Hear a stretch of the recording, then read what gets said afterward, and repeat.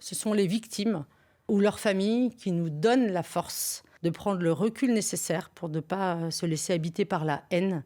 Aujourd'hui, la question qui marque, cela va faire 2 ans que vous êtes à la tête de la DGSI, que vous êtes plongé nuit et jour dans le contre-terrorisme, le contre-espionnage. Est-ce que vous pouvez nous dire ce qui vous a le plus marqué, frappé dans votre carrière?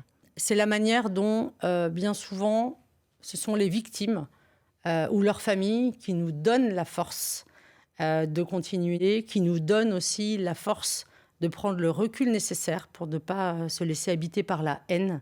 Et moi, il y a une rencontre qui m'a profondément marquée et qui nous guide. Et j'espère qu'il me pardonnera de le citer aujourd'hui. C'est Jean-Paul Salvin, le père de ce policier qui, avec sa compagne, tous deux ont été assassinés en juin 2016. Et il a eu la force et la puissance humaine de nous appeler tous à ne pas céder à la haine. Vous qui avez le droit d'accéder à des informations classifiées, vous qui êtes habilité secret et très secret, est-ce que vous arrivez à dormir? J'arrive à m'endormir facilement, mais j'imagine qu'un médecin spécialiste du sommeil dirait qu'il trouve normal que je me réveille souvent et que la charge mentale se traduise un peu la nuit, ce qui fait de moi d'ailleurs une auditrice assidue de France Info sur des périodes un peu originales.